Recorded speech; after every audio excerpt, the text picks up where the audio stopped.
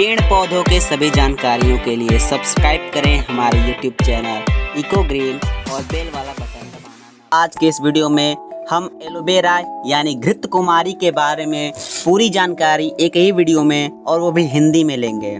तो दोस्तों, घृत कुमारी या एलोवेरा, जिसे एलोवेरा के नाम से भी जाना जाता है, क्वारंग दाल या ग्वारपाठा के नाम से भी जाना जाता है, यह एक औषधि के रूप में विख्यात है। इसकी उत्पत्ति संभवतः उत्तरी अफ्रीका में हुई थी। यह प्रजाति विश्व के अन्य स्थानों पर स्वाभाविक रूप से नहीं पाई जाती, पर इसके निकट संबंधी अलो उत्तरी अफ्रीका में पाए जाते हैं। इसे सभी सभ्यताओं ने एक औषधि पौधे के रूप में मान्यता दी है और इस प्रजाति के पौधों का इस्तेमाल पहली शताब्दी ईस्वी के औषधि के रूप में किया जा रहा है। इसका उल्लेख आयुर्वेद के प्राचीन ग्रंथों में मिलता है। इसमें अतिरिक्त इसका उल्लेख नए करार न्यू टेस्टामेंट में किया गया है, लेकिन यह स्पष्ट नहीं है कि बाइबल में वर्णित अलो और एलोवेरा में कोई भी संबंध है।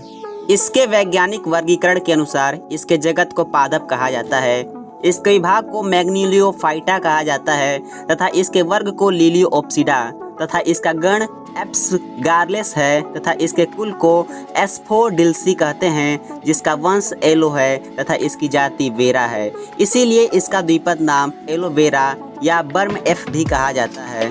तो दोस्तों, घृत कुमारी के अर्क का प्रयोग बड़े स्तर पर सौंदर्य प्रसाधन और वैकल्पिकी औषधि उद्योग जैसे चिरयौवनकरी, त्वचा को युवा रखने वाली क्रीम, आरोग्य या सुखदायक के रूप में प्रयोग किया जाता है। लेकिन घृत कुमारी के औषधीय प्रयोजनों के प्रभावों की पुष्टि के लिए बहुत कम ही वैज्ञानिक साक्ष्य मौजूद हैं और अक्सर एक अध्ययन दूसरे अध्ययन की काट करता प्रतीत होता है।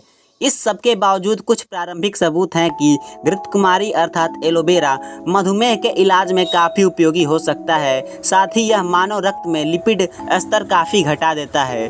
माना जाता है कि ये सकारात्मक प्रभाव तथा इसमें उपस्थित मन्नास अथवा क्रोमोनोजीज लेक्टिन जैसे यौगिकों के कारण होता है। इस घृत कुमारी का पौधा बिना तने का या बहुत ही छोटे तने का गुद्देदार और रसीला पौधा होता है। इसकी लंबाई 60 से 200 सेंटीमीटर तक हो सकती है। इसका फैलाव नीचे से निकलती शाखाओं द्वारा होता है। इसकी पत्तियां भालाकार, मोटी और मांसल होती हैं, जिनका रंग हरा स्लेटी होने के साथ कुछ किस्मों में पत्ती के ऊपर और निचली सतह पर सफ़ेद धब्बे होते हैं। पत्ती के किनारों पर सफ़ेद छोटी दांतों की एक पंक्ति होती है। गर्मी के मौसम में पीले रंग के फूल भी इसमें उत्पन्न होते हैं। माना जाता है कि घृत कुमारी मूलतः उत्तरी अफ्रीका का पौधा है और मुख्यतः अल्जीरिया, मोरक्को, ट्यूनीसिया के साथ कैनरी द्वीप और मडियारा द्वीपों से संबंधित है। हालांकि अब इसे पूरे विश्व में उगाया जाता है। इस प्रजाति को चीन, भारत, पाकिस्तान और दक्षिणी यूरोप के विभिन्न भागों में 17वीं शताब्दी में लाया गया था।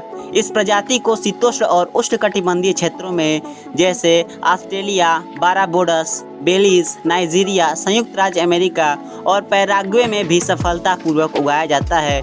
विश्व में इसकी 207 प्रजातियां पाई जाती हैं। आजकल घृत कुमारी की खेती एक बड़े स्तर पर सजावटी पौधों के रूप में की जा रही है।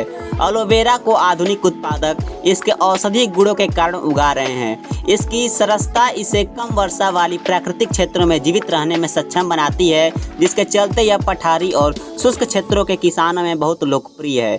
घृत कुमारी हिमपात और पाले का सामना करने में असमर्थ होता है।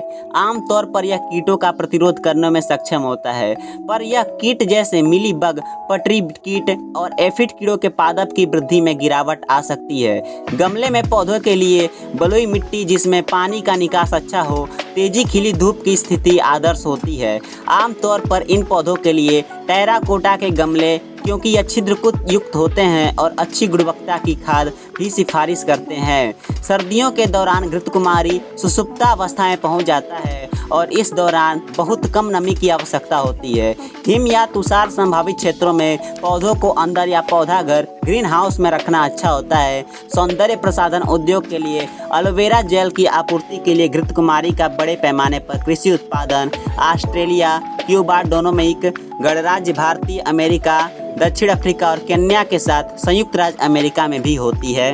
घृत कुमारी के सौंदर्य के वर्धक और उपचारात्मक प्रभावों के संबंध में वैज्ञानिक साक्ष्य बहुत सीमित हैं और आमतौर पर विरोधाभास भी हैं। इसके बावजूद सौंदर्य और वैकल्पिक दवा उद्योग इसके चिकित्सीय गुण निरंतर दावा करता है। चीन, जापान और भारत में घृतकुमारी का प्रयोग पारंपरिक चिकित्सा में किया जाता है। व्यापक मान्यता के विपरीत कि घृतकुमारी विषैली नहीं होती है। अगर इसको ज़्यादा मात्रा में निकला जाए तो यह हमारे लिए हानिकारक हो सकता है। मान्यता है कि घावों के भरने में घृतकुमारी प्रभावी इलाज है, पर साक्ष्य सीमित और विरोधाभासी हैं। जलने और घाव पर लगाने के अलावा घृतकुमारी के सेवन से मधुमेह रोगियों की रक्त शर्करा के स्तर में सुधार होता है। साथ ही यह उच्च लिपिडेमिक रोगियों के रक्त में लिपिड का स्तर घटाता है।